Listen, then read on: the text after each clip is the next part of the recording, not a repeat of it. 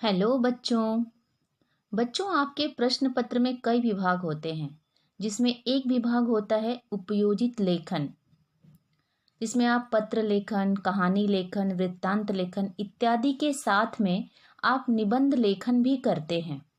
अतः आज हम उपयोजित लेखन में आए निबंध विषय में गांव का मेला निबंध पर चर्चा करेंगे एवं किस प्रकार हम कम तथा सरल शब्दों में कुछ सावधानियों को ध्यान में रखते हुए अच्छा एवं प्रभावी निबंध लिख सकते हैं, इस पर भी चर्चा करेंगे।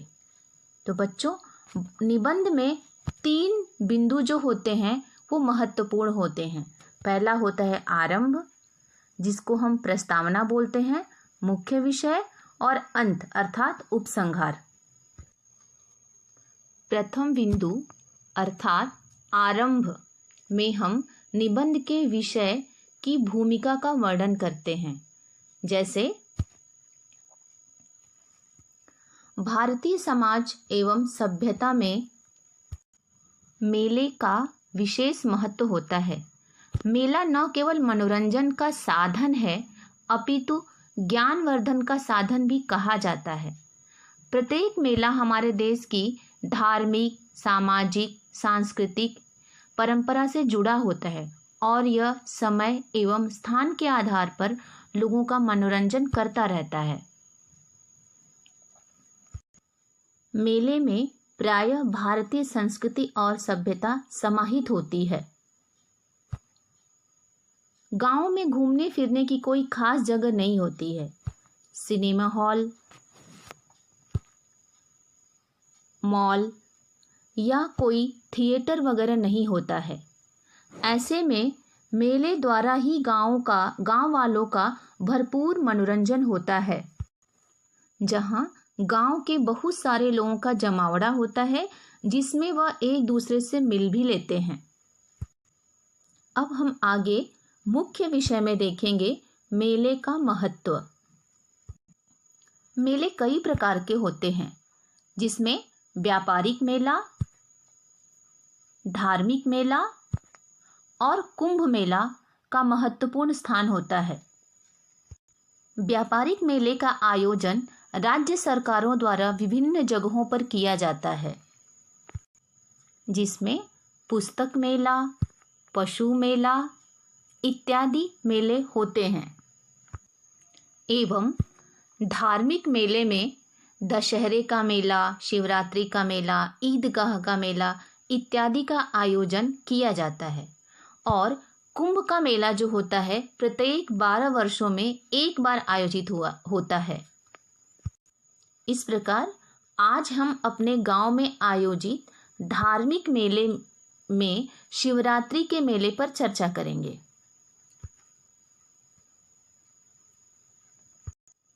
हमारे गांव में शिवरात्रि के मेले का आयोजन हर वर्ष किया जाता है।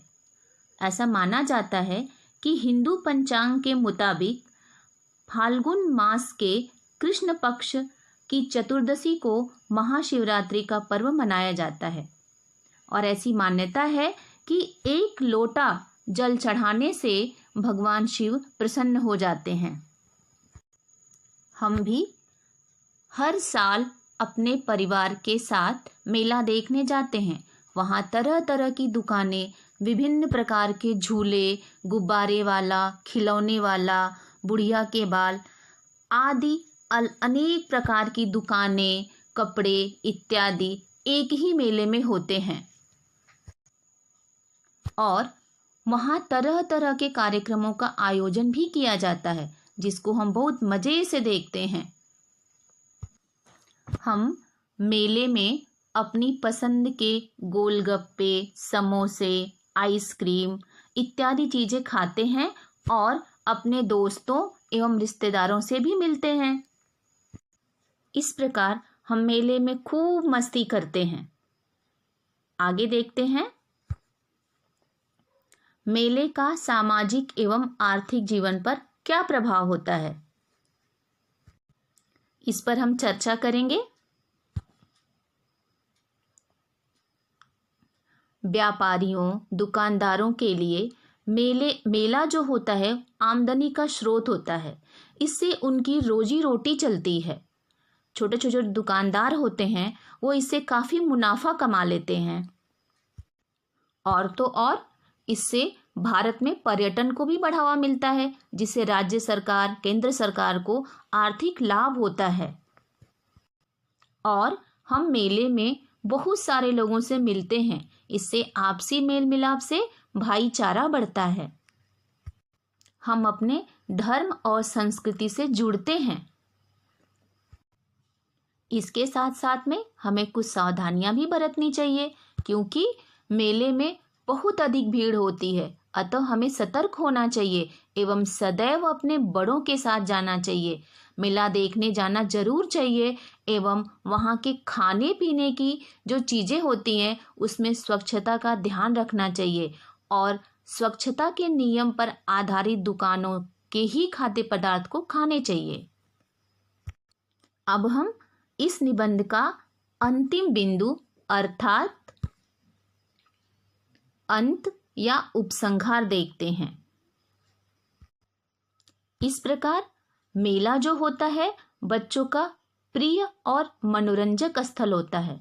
प्रत्येक बच्चा मेला जाना पसंद करता है और मेले में जाने पे ऐसा लगता है जैसे पूरा भारतवर्ष इन प्रसिद्ध मेलों में ही समा गया है। अर्थात ऐसा लगता है कि पूरा भारत हम इन मेले में ही देख लेते हैं।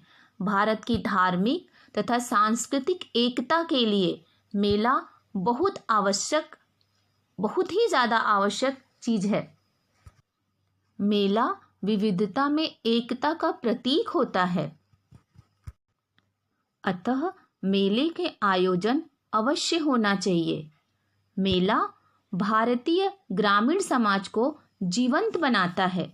मेले के माध्यम से अनेक प्रकार की वस्तुएं एक स्थान से दूसरे स्थान पे बिकने के लिए आती हैं, जिससे अनेक तरह के व्यापारी, छोटे मोटे दुकानदारों को बहुत फायदा होता है। उनकी उससे रोजी रोटी चलती है। अतः जब भी आपके गांव में या कस्बे में मेला लगे तो आप अपने बड़ों के साथ जरूर मेला देखने जाइए। बच्चों, मैंने अपने स्पष्टीकरण के आधार पर मेले पर निबंध इस प्रकार लिखा है। अतः आप इस वीडियो को देखिए एवं स्पष्टीकरण के आधार पर अपने शब्दों में मेले पर निबंध लिखने का प्रयास करिए। तब तक के लिए धन्यवाद।